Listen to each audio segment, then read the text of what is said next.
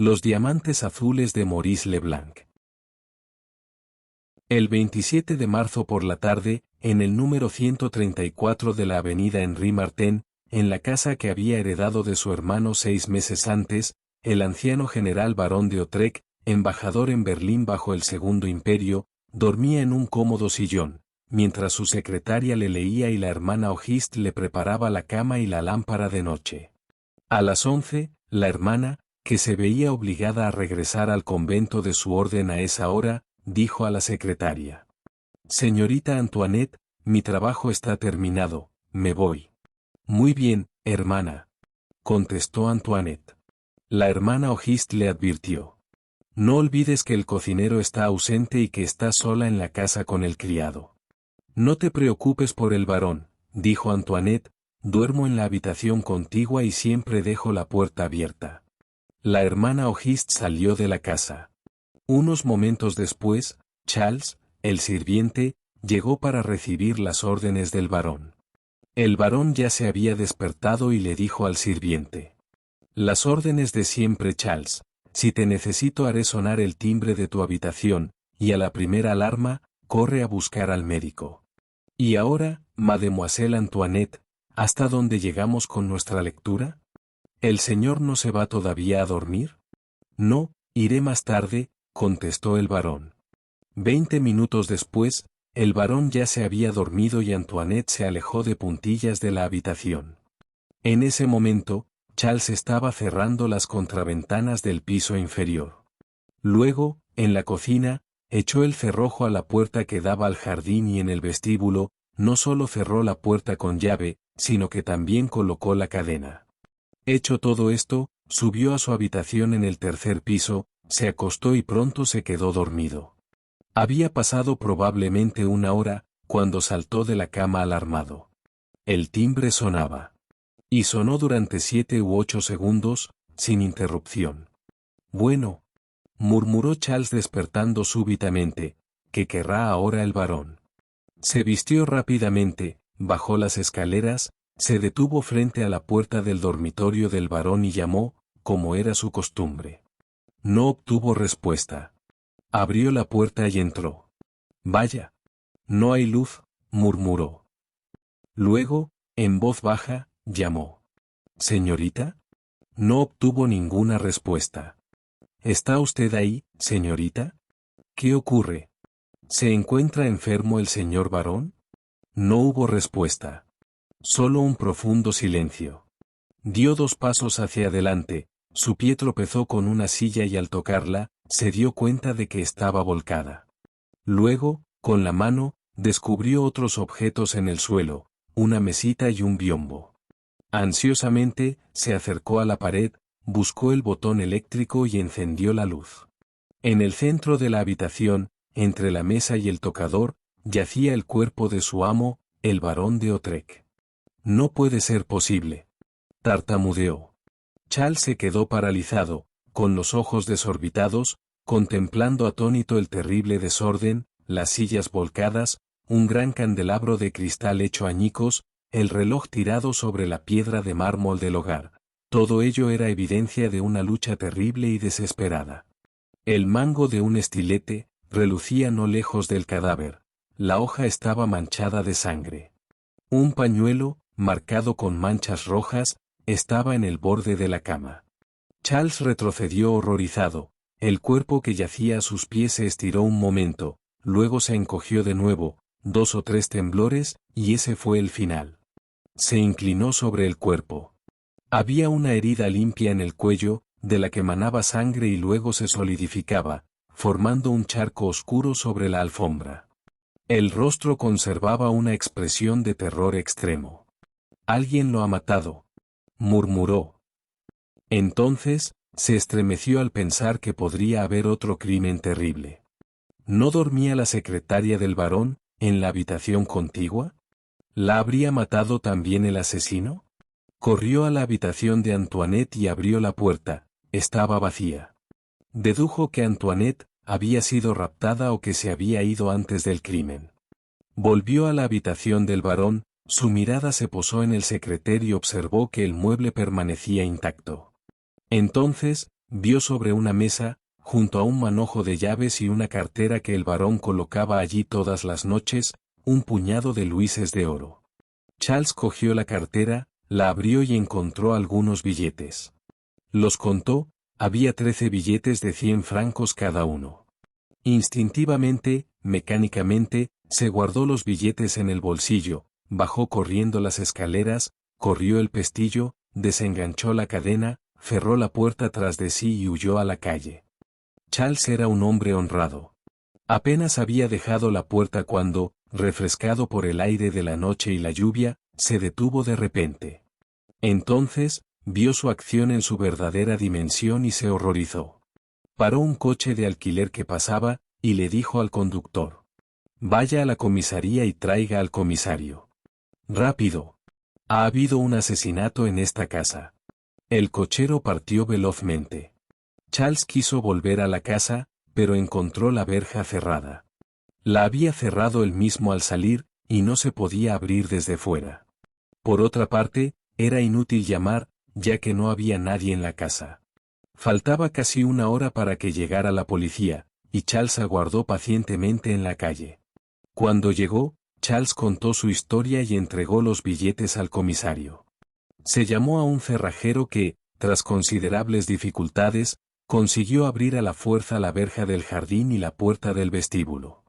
El comisario de policía entró primero en la habitación, pero, de inmediato, se volvió hacia Charles y le comentó: «Me dijo que la habitación estaba en el mayor desorden». Charles se quedó en la puerta asombrado. Todos los muebles habían sido devueltos a su lugar habitual. La mesita estaba entre las dos ventanas, las sillas estaban en posición vertical, y el reloj estaba en el centro de la repisa de la chimenea. Los restos de los candelabros habían sido retirados. «¿Dónde está el señor barón?», tartamudeó Charles. «Así es», exclamó el oficial. «¿Dónde está la víctima?». Se acercó a la cama, y apartó una gran sábana, bajo la que reposaba el barón de Autrec, antiguo embajador de Francia en Berlín.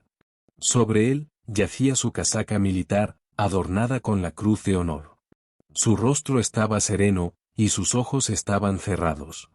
«Alguien ha estado aquí», dijo Charles. «¿Cómo entraron?», preguntó el comisario. «No lo sé, pero alguien ha estado aquí durante mi ausencia.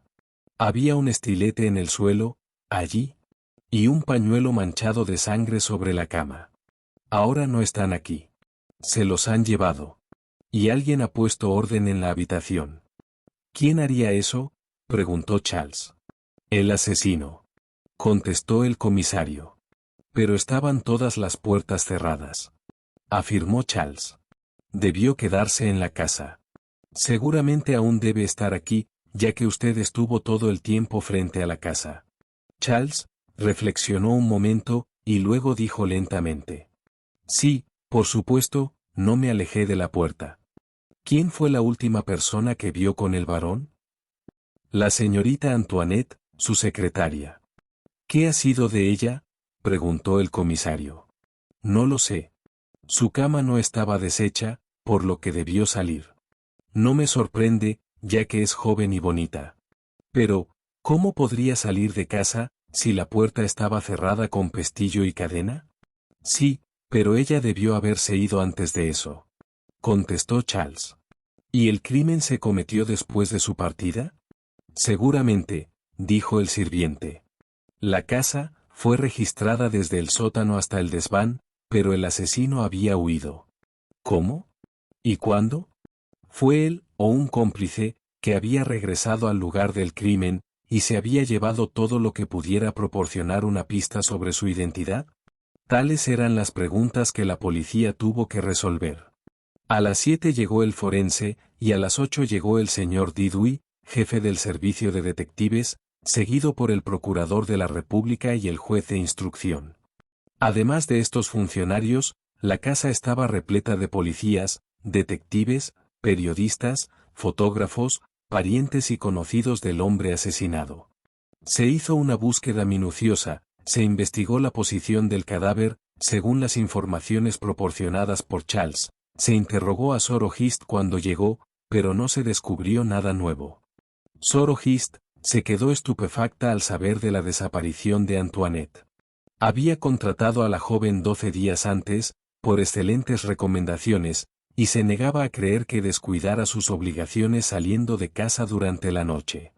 Pero, ya ve, ella aún no ha regresado, dijo el magistrado, y todavía nos enfrentamos a la pregunta, ¿qué ha sido de ella? Creo que fue secuestrada por el asesino, dijo Charles. La teoría era plausible y se sustentaba en ciertos hechos. El señor Didui estuvo de acuerdo con tal teoría y dijo: ¿secuestrada? Eso no es improbable. No solo es improbable, dijo una voz, sino que se opone absolutamente a los hechos. No existe ni una sola partícula de evidencia que apoye tal teoría. La voz era áspera y el acento agudo. Nadie se sorprendió al saber que quien hablaba era Ganimard. En nadie más se toleraría un tono tan autoritario.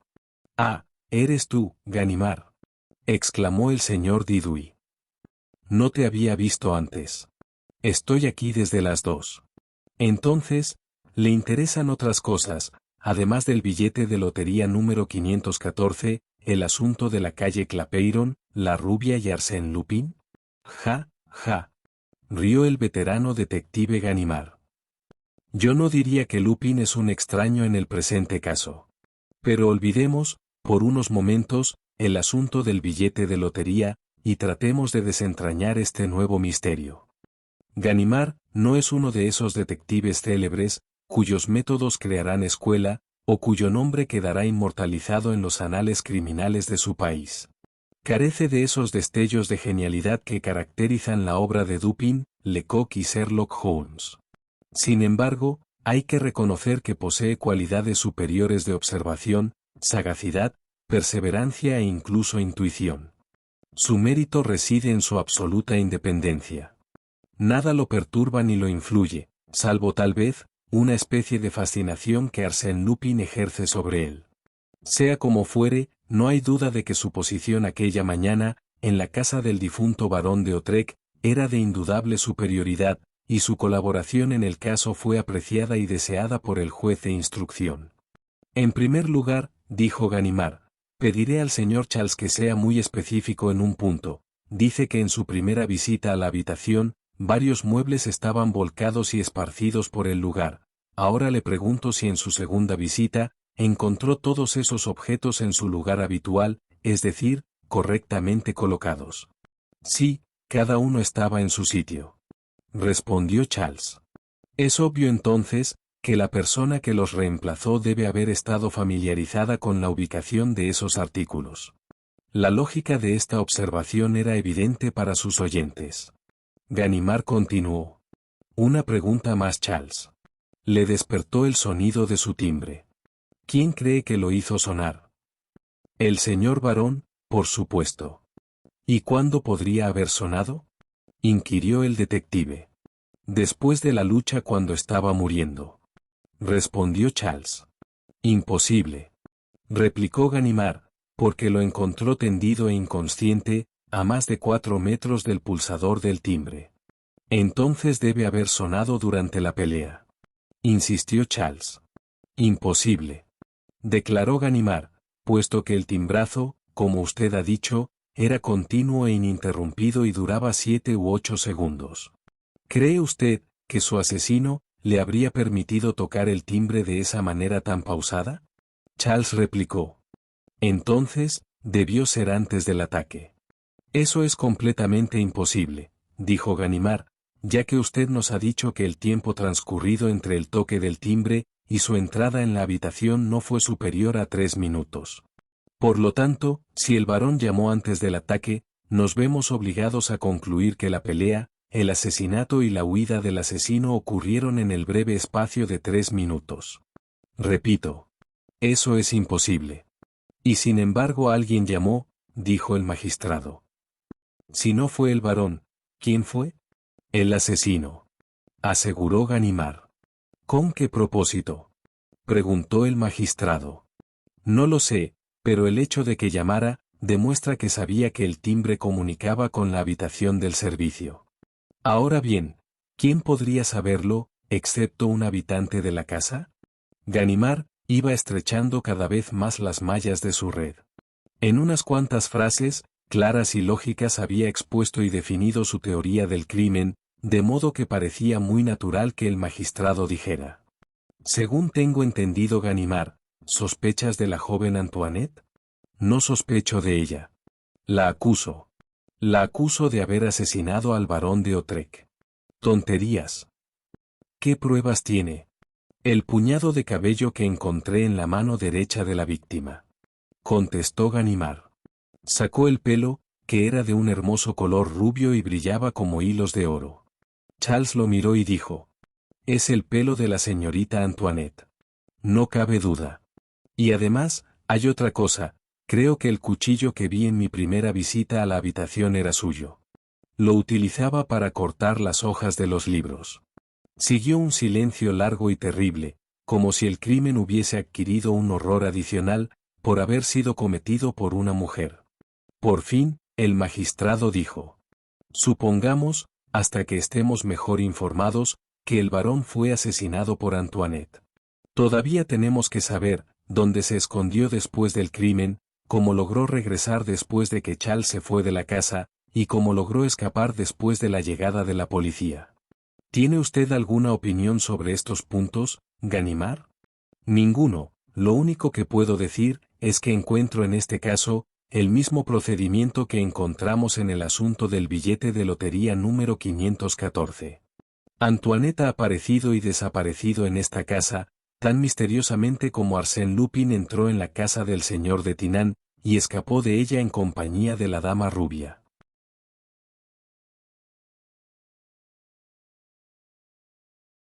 «¿Eso significa algo?», preguntó el magistrado.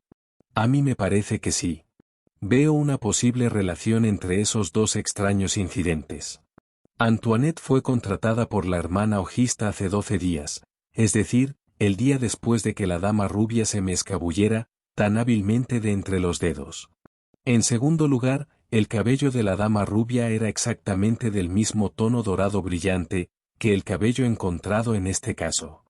El magistrado siguió preguntando: «¿De modo que, en su opinión, Antoinette y la dama rubia son la misma persona?» «Exactamente», contestó Ganimard. «¿Y Lupin tuvo algo que ver en ambos casos?» «Sí, esa es mi opinión», dijo Ganimard. Esta declaración fue recibida con una carcajada. La hizo el señor Didouy. «Lupin. Siempre Lupin. Lupin está en todo. Lupin está en todas partes. Sí, Lupin se mete en todo lo que tiene importancia», respondió Ganimard, molesto por la burla de su superior. «Bueno, por lo que he visto», observó Dudouis, «no ha descubierto ningún motivo para este crimen. No han forzado el secretaire ni se han llevado la cartera. Incluso han dejado un montón de oro sobre la mesa». «Sí, así es», exclamó Ganimard, «pero ¿y el famoso diamante?» «¿Qué diamante?», preguntó Dudouis. «El diamante azul. El célebre diamante que había formado parte de la corona real de Francia, y que fue comprado por el barón de Autrec como recuerdo de la encantadora comediante a la que tanto había amado. Es una de esas cosas que un viejo parisino como yo no olvida. Es evidente que si no se encuentra el diamante azul, ese habrá sido el móvil del crimen», afirmó el magistrado. «¿Pero dónde hay que buscarlo?». «En el dedo del barón», respondió Charles. «Siempre llevaba el diamante azul en la mano izquierda». «Vi esa mano y solo había un anillo de oro en ella», dijo Ganimard mientras se acercaba al cadáver. «Mire la palma de la mano», respondió el sirviente. Ganimard abrió la mano rígida. Allí el diamante brillaba con todo su esplendor. «Caramba», murmuró Ganimard absolutamente asombrado. «No lo entiendo». «Ahora le pedirás perdón a Lupin por haber sospechado de él», dijo Dudouis riendo. Ganimard reflexionó un momento, y luego respondió sentenciosamente: «Solo cuando no entiendo las cosas sospecho de Arsène Lupin. Tales fueron los hechos. Hechos vagos e incoherentes en sí mismos, que la policía no pudieron darles una explicación en días posteriores.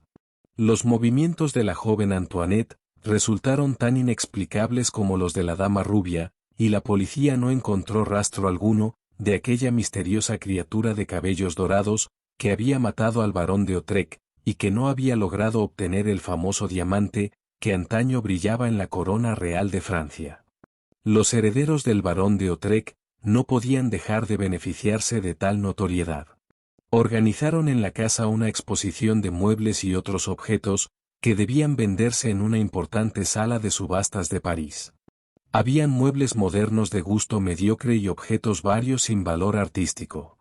Pero, en el centro de la sala, en un estuche de terciopelo violeta, protegido por un globo de cristal y custodiado por dos oficiales, estaba el famoso anillo de diamantes azules. Un gran diamante magnífico, de una pureza incomparable, de ese azul indefinido que recibe el agua clara de un cielo sin nubes, de ese azul que se puede descubrir en la blancura del lino. Unos admiraban, otros se entusiasmaban, y algunos miraban con horror el dormitorio de la víctima, el lugar donde había yacido el cadáver, ahora despojado de la alfombra manchada de sangre. Y sobre todo observaban las paredes, los muros infranqueables por los que debía haber pasado el criminal.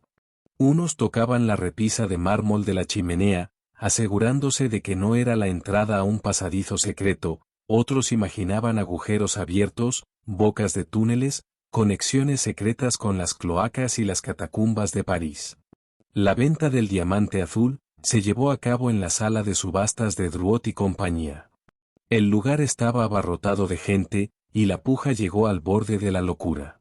A la venta, asistieron todos los que suelen acudir a este tipo de eventos en París, los que compran y los que pretenden poder comprar, banqueros, corredores de bolsa, artistas, mujeres de clase alta, 2 ministros, un tenor italiano, y un rey exiliado que ofreció, con mucha ostentación y en voz alta, hasta 100.000 francos, y así asegurarse que su oferta no fuera aceptada. El tenor italiano arriesgó 150.000 francos, y un miembro de la Comédie Française ofreció 175.000. Cuando la puja alcanzó los 200.000 francos, los competidores más pequeños se retiraron de la carrera. Quedando entonces dos postores, Erckmann, el conocido capitalista propietario de minas de oro, y la condesa de Crozon, una rica americana cuya colección de diamantes y piedras preciosas era famosa en todo el mundo. 260.000. 270.000. 75. 80. Exclamó el subastador, mientras observaba sucesivamente a los dos competidores. 280.000. Por la señora. ¿Oigo algo más? 300.000. Dijo Erckmann. Hubo un breve silencio. La condesa estaba de pie, sonriendo, pero pálida de excitación. Estaba apoyada en el respaldo de la silla que tenía delante. Sabía, como también lo sabían todos los presentes, que el resultado del duelo era seguro. Lógicamente, inevitablemente, tenía que terminar en beneficio del capitalista, que disponía de incontables millones con los que satisfacer sus caprichos. Sin embargo, la condesa hizo otra oferta. 305.000 francos. Otro silencio. Todas las miradas se dirigían ahora al capitalista, esperando que subiera la oferta. Pero Erckmann no prestaba atención a la venta, sus ojos estaban fijos en una hoja de papel que sostenía en su mano derecha, mientras que en la otra sostenía un sobre roto. 305.000. Repitió el subastador. Una vez. 2 veces. Por última vez. ¿Oigo algo más? Una vez. 2 veces. ¿Me ofrecen algo más? Última oportunidad. Erckmann no se movió. Tercera y última vez. Vendido, exclamó el subastador al caer su martillo. 400.000 francos, gritó Erckmann, levantándose de un salto, como si el sonido del martillo lo hubiera sacado de su estupor. Demasiado tarde. La decisión del subastador era irrevocable. Algunos conocidos de Erckmann se apiñaron a su alrededor. ¿Qué pasaba? ¿Por qué no habló antes? Se rió y dijo. Mon Dieu. Simplemente lo olvidé en un momento de abstracción, al recibir esta carta. Ganimard estaba allí. Había venido a presenciar la venta del anillo. Se acercó a uno de los encargados de la sala de subastas y le dijo.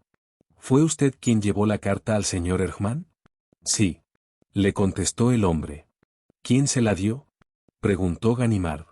Una dama. Le contestó. ¿Y dónde está ella? ¿Dónde está? Estaba sentada allí, era una dama que llevaba el rostro cubierto con un velo grueso. 260.000. 270.000. 75. 80. Exclamó el subastador, mientras observaba sucesivamente a los dos competidores. 280.000. Por la señora. ¿Oigo algo más? 300.000. Dijo Erckmann. Hubo un breve silencio.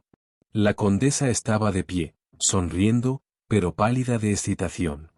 Estaba apoyada en el respaldo de la silla que tenía delante. Sabía, como también lo sabían todos los presentes, que el resultado del duelo era seguro. Lógicamente, inevitablemente, tenía que terminar en beneficio del capitalista, que disponía de incontables millones con los que satisfacer sus caprichos. Sin embargo, la condesa hizo otra oferta. 305.000 francos. Otro silencio.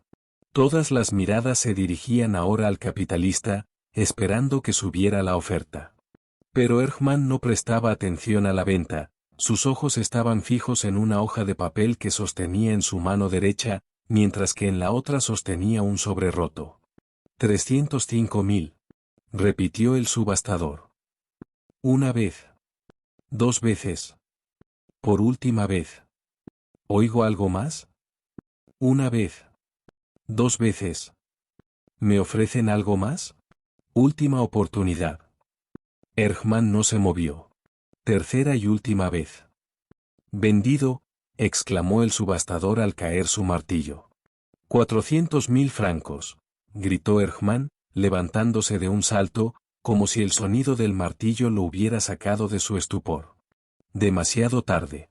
La decisión del subastador era irrevocable. Algunos conocidos de Erckmann se apiñaron a su alrededor. ¿Qué pasaba? ¿Por qué no habló antes? Se rió y dijo. Mon Dieu. Simplemente lo olvidé en un momento de abstracción, al recibir esta carta. Ganimard estaba allí. Había venido a presenciar la venta del anillo. Se acercó a uno de los encargados de la sala de subastas y le dijo. ¿Fue usted quien llevó la carta al señor Erckmann? Sí. Le contestó el hombre. ¿Quién se la dio? Preguntó Ganimard. Una dama. Le contestó. ¿Y dónde está ella? ¿Dónde está? Estaba sentada allí, era una dama que llevaba el rostro cubierto con un velo grueso. Acaba de marcharse. Ganimard se apresuró a llegar a la puerta, y vio a la dama que bajaba la escalera. Corrió tras ella. Una multitud lo retuvo en la entrada. Cuando llegó a la acera, ella había desaparecido. Ganimard regresó a la sala de subastas, se acercó a Erckmann, se presentó y le preguntó por la carta. Erckmann se la entregó. Estaba escrita a lápiz descuidadamente, con una letra desconocida para el capitalista, y contenía estas pocas palabras. El diamante azul trae desgracias. Recuerden al barón de Otrec.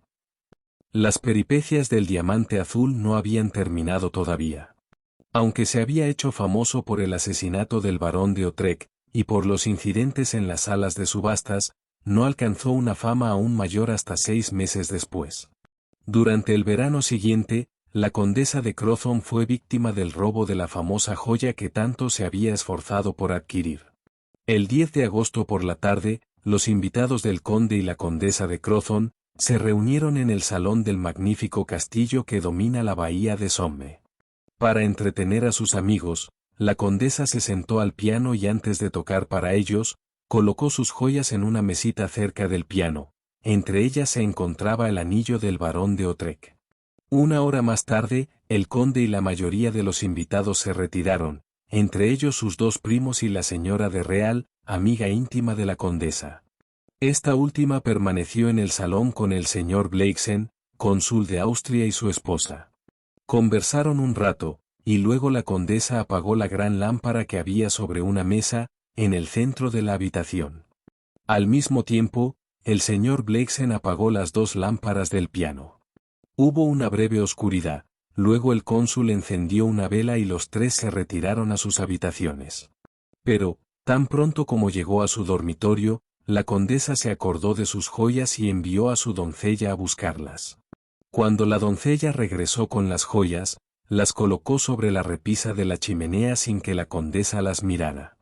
Al día siguiente, la señora de Crozon descubrió que faltaba uno de sus anillos. Era el anillo de diamantes azules. La condesa informó a su marido y después de hablarlo, llegaron a la conclusión de que la criada estaba libre de sospecha y que el culpable debía ser el señor Blakeson. El conde avisó al comisario de policía de Amiens, quien inició una investigación y ejerció, discretamente, una estricta vigilancia sobre el cónsul austríaco para evitar que se deshiciera del anillo. El castillo estaba rodeado de detectives día y noche. Pasaron 2 semanas sin incidentes. Entonces el señor Blakeson anunció su intención de marcharse. Ese mismo día se presentó una denuncia formal contra él. La policía inspeccionó oficialmente su equipaje. En una pequeña cartera, cuya llave siempre llevaba el propio cónsul, encontraron un frasco de dentífrico y dentro del frasco encontraron el anillo. La señora Blakeson se desmayó. Su marido fue arrestado. El acusado declaró que el anillo debía haber sido colocado allí por el conde de Crozon como un acto de venganza. Dijo: «El conde es brutal y hace muy infeliz a su esposa. Ella me consultó y yo le aconsejé que se divorciara. El conde se enteró de ello de alguna manera, y para vengarse de mí, tomó el anillo y lo puso en mi cartera». Sin embargo, el conde y la condesa insistieron en seguir acusando al cónsul del robo. Entre la explicación que ellos dieron y la del cónsul, ambas eran igualmente posibles. Pero no se descubrió ningún hecho nuevo que inclinara la balanza en uno u otro sentido. Un mes de chismes, conjeturas e investigaciones no produjo un solo rayo de luz. Cansados de tanta excitación y notoriedad, e incapaces de reunir las pruebas necesarias para sostener su acusación contra el cónsul, el conde y la condesa finalmente enviaron a París a buscar un detective competente para desenredar los hilos enredados de esta misteriosa madeja. Esto llevó de nuevo a Ganimard al caso. Durante 4 días, el veterano detective registró la casa de arriba abajo, examinó cada palmo del terreno, mantuvo largas conversaciones con la criada, el chofer, los jardineros, los empleados de las oficinas de correos vecinas, y también visitó las habitaciones que habían ocupado los distintos huéspedes. Luego, una mañana, desapareció sin despedirse de sus anfitriones. Pero una semana después, recibieron este telegrama: «Por favor, vengan mañana viernes a las 5 de la tarde, al salón de té japonés de la calle Boissy de Angla, Ganimard». A las 5 de la tarde del viernes, su coche se detuvo frente al número 9 de la calle Boissy de Angla. El viejo detective los esperaba en la acera. Sin decir palabra, los condujo al primer piso del salón de té japonés. En una de las salas se encontraron con 2 hombres, a los que Ganimard presentó con estas palabras: «El señor Gerbois, profesor del Colegio de Versalles, a quien, como recordarán, Arsène Lupin le robó $500,000. Y el señor Léon de Autrec, sobrino y único heredero del barón de Autrec». Unos minutos después llegó otro hombre. Era el señor Didouy, jefe del servicio de detectives, y parecía estar de un humor particularmente malo. Hizo una reverencia y luego dijo: «¿Qué te pasa ahora, Ganimard? He recibido tu mensaje telefónico pidiéndome que venga aquí. ¿Ha ocurrido algo importante?» «Sí, señor jefe, es un asunto muy importante. Dentro de 1 hora, los 2 últimos casos relacionados con los diamantes azules tendrán su desenlace aquí. Me ha parecido que su presencia era indispensable. Y también la presencia de los agentes de policía Diezi y Folenfant, a quienes vi de pie cerca de la puerta cuando entré». «Sí, jefe». «¿Para qué, Ganimard? ¿Vas a hacer un arresto y quieres hacerlo con gran pompa?» Ganimard dudó un momento y luego habló con la evidente intención de causar impresión en sus oyentes. «En primer lugar, quisiera dejar claro que el señor Blakeson no tuvo nada que ver con el robo del anillo». «Esa es una afirmación atrevida y muy seria», exclamó el señor Didouy.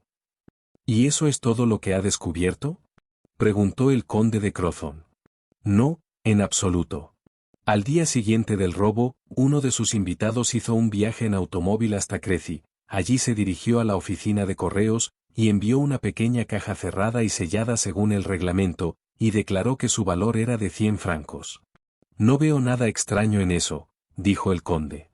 Quizás vea usted algo extraño en ello, si le digo que esta persona, en lugar de dar su verdadero nombre, envió la caja bajo el nombre de Rousseau, y la persona a quien iba dirigida, un tal señor Belú de París, cambió de residencia inmediatamente después de recibir la caja, es decir, el anillo. ¿Y quién fue el que realizó el envío del anillo? Fue la señora de Real. Respondió Ganimard. ¿Acusa usted a mi amiga, la señora de Real? Exclamó la condesa, sorprendida y perpleja. Quisiera hacerle una pregunta, señora, dijo Ganimard.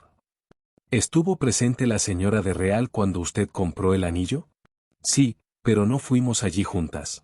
Dijo la condesa. ¿Le aconsejó ella que comprara el anillo? Preguntó Ganimard. La condesa pensó un momento y luego dijo. Sí, creo que ella lo mencionó primero. Gracias, señora. Su respuesta demuestra que fue la señora de Real la primera en mencionar el anillo y fue ella quien le aconsejó comprarlo. Pero considero que mi amiga es completamente incapaz de robar nada. Perdóneme, condesa, si le recuerdo que la señora de Real es solo una conocida casual, y no una amiga íntima suya, ya que la conoció el invierno pasado. Ahora puedo demostrar que todo lo que le ha contado sobre sí misma era absolutamente falso, incluido su nombre. Su historia es muy extraña, dijo la condesa, pero entonces, ¿cómo explica que el anillo se encontrara en el polvo de dientes del señor Blakeson? Cualquiera que se arriesgara a robar el diamante azul se quedaría con él sin dudarlo. ¿Qué dice usted? Yo nada, pero la señora de Real responderá. Oh, ¿entonces ella existe? Preguntó la condesa. ¿Qué te pasa ahora, Ganimard? He recibido tu mensaje telefónico pidiéndome que venga aquí. ¿Ha ocurrido algo importante? Sí, señor jefe, es un asunto muy importante. Dentro de una hora, los dos últimos casos relacionados con los diamantes azules tendrán su desenlace aquí. Me ha parecido que su presencia era indispensable. Y también la presencia de los agentes de policía Diezi y Folenfant, a quienes vi de pie cerca de la puerta cuando entré. Sí, jefe. ¿Para qué, Ganimard? ¿Vas a hacer un arresto y quieres hacerlo con gran pompa? Ganimard dudó un momento y luego habló con la evidente intención de causar impresión en sus oyentes. En primer lugar, quisiera dejar claro que el señor Blakeson no tuvo nada que ver con el robo del anillo. Esa es una afirmación atrevida y muy seria. Exclamó el señor Didouy. ¿Y eso es todo lo que ha descubierto? Preguntó el conde de Crozon. No, en absoluto. Al día siguiente del robo, uno de sus invitados hizo un viaje en automóvil hasta Crecy. Allí se dirigió a la oficina de correos, y envió una pequeña caja cerrada y sellada según el reglamento, y declaró que su valor era de 100 francos. No veo nada extraño en eso, dijo el conde. Quizás vea usted algo extraño en ello, si le digo que esta persona, en lugar de dar su verdadero nombre, envió la caja bajo el nombre de Rousseau, y la persona a quien iba dirigida, un tal señor Belú de París, cambió de residencia inmediatamente después de recibir la caja, es decir, el anillo. ¿Y quién fue el que realizó el envío del anillo? Fue la señora de Real. Respondió Ganimard. ¿Acusa usted a mi amiga, la señora de Real? Exclamó la condesa, sorprendida y perpleja. Quisiera hacerle una pregunta, señora, dijo Ganimard. ¿Estuvo presente la señora de Real cuando usted compró el anillo? Sí, pero no fuimos allí juntas. Dijo la condesa. ¿Le aconsejó ella que comprara el anillo? Preguntó Ganimard. La condesa pensó un momento y luego dijo. Sí, creo que ella lo mencionó primero. Gracias, señora. Su respuesta demuestra que fue la señora de Real la primera en mencionar el anillo y fue ella quien le aconsejó comprarlo. Pero considero que mi amiga es completamente incapaz de robar nada. Perdóneme, condesa, si le recuerdo que la señora de Real es solo una conocida casual, y no una amiga íntima suya, ya que la conoció el invierno pasado. Ahora puedo demostrar que todo lo que le ha contado sobre sí misma era absolutamente falso, incluido su nombre. Su historia es muy extraña, dijo la condesa, pero entonces, ¿cómo explica que el anillo se encontrara en el polvo de dientes del señor Blakeson? Cualquiera que se arriesgara a robar el diamante azul se quedaría con él sin dudarlo. ¿Qué dice usted? Yo nada, pero la señora de Real responderá. Oh, ¿entonces ella existe? Preguntó la condesa. Sí, y no. Lo explicaré en pocas palabras. Hace 3 días, revisando la lista de llegadas al hotel de Trouville, hallé que la señora de Real se había hospedado allí. Fui inmediatamente a Trouville, y me entrevisté con el propietario del hotel. Por la descripción y demás información que me dio, llegué a la conclusión de que se trataba de la misma señora de Real que yo buscaba, pero ya había abandonado el hotel. Allí me dieron su dirección en París, el número 3 de la Rue de Colisée. Anteayer fui a esa dirección, y me enteré de que allí no había ninguna persona llamada señora de Real, pero sí había una señora llamada de apellido Real, que vivía en el segundo piso. Esta mujer actuaba como corredora de diamantes, y con frecuencia viajaba fuera de la ciudad. Ayer fui a verla, y bajo un nombre falso, me ofrecía actuar como intermediario en la venta de algunos diamantes, a unos amigos míos ricos. Ella hoy se reunirá aquí conmigo para llevar a cabo ese acuerdo. ¿Qué? ¿Espera que ella venga aquí? Exclamó Didui. Sí, a las 5:30. Contestó Ganimard. ¿Y está seguro que es ella? Ganimard con expresión de suficiencia dijo. ¿La señora de Real, del castillo de Crozon? Por supuesto. Tengo pruebas convincentes de ello. Pero, escuche. Oigo la señal de Folenfant. Se oyó un silbido. Ganimard se levantó rápidamente. No hay tiempo que perder. Señor y señora de Crozon, ¿serían tan amables de pasar a la habitación de al lado? Ustedes también, señor de Autrec, y señor Gerbois. La puerta quedará abierta, y cuando yo dé la señal, saldrán. Por supuesto, señor jefe, usted se quedará aquí y comprobará en persona que se trata de la dama rubia. ¿La dama rubia? ¿Qué quieres decir? Preguntó Didui. Sí, la dama rubia en persona, jefe, amiga y cómplice de Arsène Lupin, la misteriosa dama rubia contra la que tengo pruebas convincentes, pero, además de eso, deseo confrontarla con todas las personas a las que ha robado. Miró por la ventana. La veo. Está entrando por la puerta ahora. No puede escapar. ¿Folenfant y Diezi están vigilando la puerta? La dama rubia ha sido capturada por fin, jefe. Un instante después, apareció en la puerta una mujer alta y esbelta, de tez muy pálida y cabellos dorados. Ganimard temblaba de excitación, no podía moverse ni pronunciar palabra. Estaba allí, delante de él, a su merced. ¡Qué victoria sobre Arsène Lupin! ¡Y qué venganza! Y al mismo tiempo, la victoria era tan fácil que se preguntó si la dama rubia no se le escaparía todavía de entre los dedos, por uno de esos milagros que habitualmente ponían fin a las hazañas de Arsène Lupin. Ella permaneció de pie cerca de la puerta, sorprendida por el silencio, y miró a su alrededor sin ninguna manifestación de sospecha o temor. Se escapará. Desaparecerá, pensó Ganimard. Entonces, él logró colocarse entre ella y la puerta. Ella se dio la vuelta para salir. No. ¿Por qué se va? En realidad, señor, no entiendo qué significa esto. Permítame. No hay ninguna razón para que usted se vaya, señora, y sí muy buenas razones para que se quede. Pero, exclamó la mujer. Es inútil, señora. No puede irse. Temblando, se sentó en una silla y tartamudeó. ¿Qué es lo que quiere? Ganimard había ganado la batalla y capturado a la dama rubia. Permítame presentarle al amigo que le mencioné, quien desea comprar algunos diamantes. ¿Ha conseguido las piedras que prometió traer? No. No lo sé. No lo recuerdo. Venga, refrésquese la memoria. Una persona que usted conoce, tenía intención de enviarle un diamante azul. ¿Lo recuerda? No respondió. Una pequeña cartera cayó de su mano. La recogió rápidamente y la sujetó con firmeza. Sus manos temblaban ligeramente. Veo que no tiene confianza en nosotros, señora de Real. Entonces Ganimard sacó de su bolsillo un papel, lo desdobló y dejó al descubierto un mechón de cabello. Son unos cuantos cabellos arrancados por el barón de Autrec, de la cabeza de Antoinette Breat, y que encontré apretados en su mano muerta. Se los he mostrado a la señorita Gerbois, quien afirma que son del mismo color que los cabellos de la dama rubia.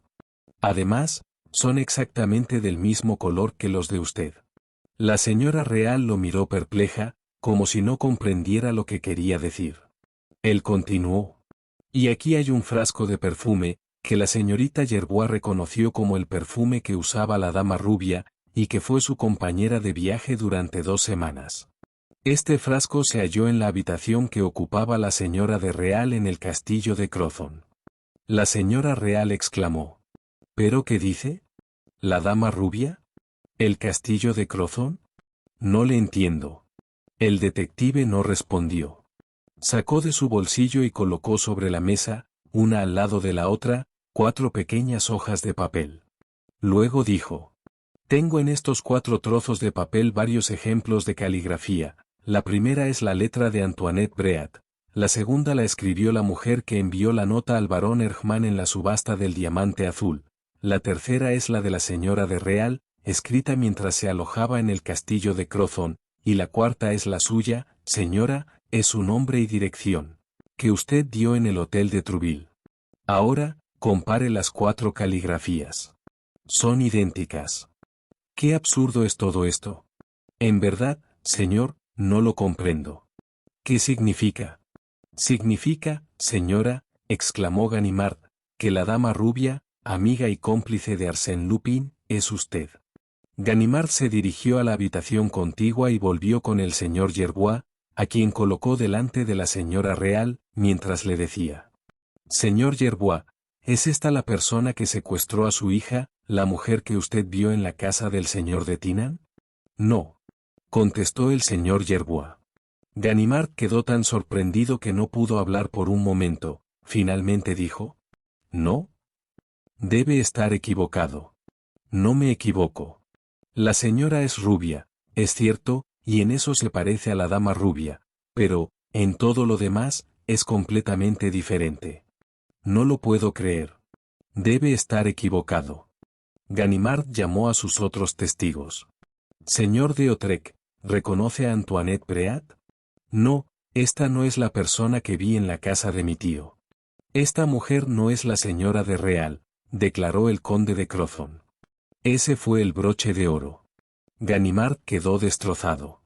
Su orgullo quedó humillado, su espíritu roto por la fuerza de ese golpe inesperado. Didouy se levantó y dijo. Le debemos una disculpa, señora, por este desafortunado error. Pero, desde su llegada aquí, he notado su agitación nerviosa. ¿Hay algo que le preocupa? ¿Puedo preguntarle qué es? Mon Dieu, tenía miedo.